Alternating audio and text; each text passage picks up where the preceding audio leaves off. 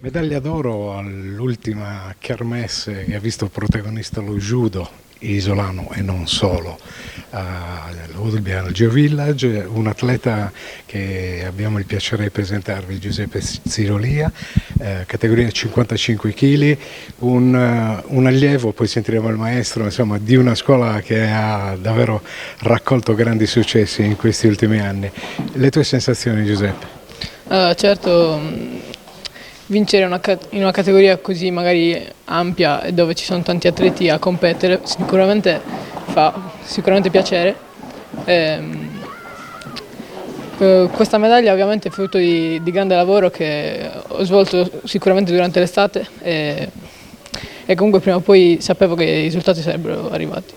Tu ti alleni con grande costanza, d'altronde il tuo maestro Marco Battino è uno di quelli, insomma, che sa insegnare, e poi arrivate da una scuola ancora più datata, perché il nostro tramite è sempre il maestro Stefano Urgeghe. Sport di sacrificio, sport che ti ha visto già alla terza moneta a Messina, e da lì hai raccolto forse le cose importanti per arrivare a questo podio ad Olbia. Sicuramente ho raccolto dell'esperienza facendo questa gara a Taranto per la precisione.